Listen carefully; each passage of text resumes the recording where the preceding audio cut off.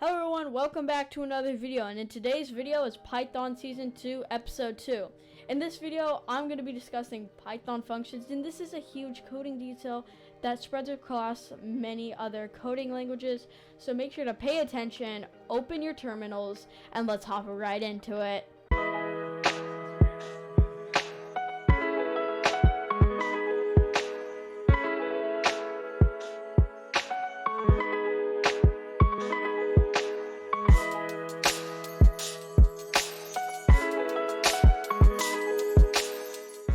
Okay, first up, what is a function?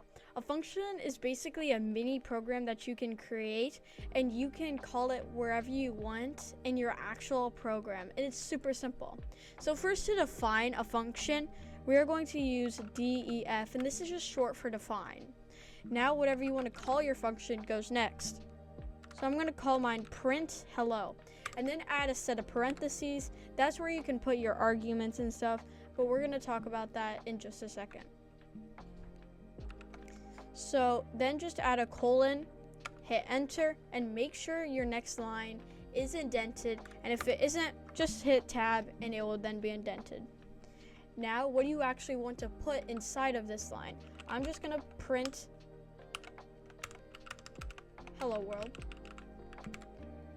And now to call this function, just type in the name of your function, and then just a set of parentheses. Now run your function, and there you go. Let's try another one. This time, when we create our function, we are actually going to add a parameter, and we're going to call it name. Now add a colon, and I'm going to put in my print statement print hello, and then I'm going to refer to this name argument again. And basically what this is saying is, hey, I want to create basically a variable inside of this function, and I'm going to use it when I want, but I can only use it inside of this function. So now to fill what's inside of here, when the next time you call your function, so print hello name, add a set of parentheses, and what do we want our name to be? I'm just going to put Gary. So what this is doing right here is filling this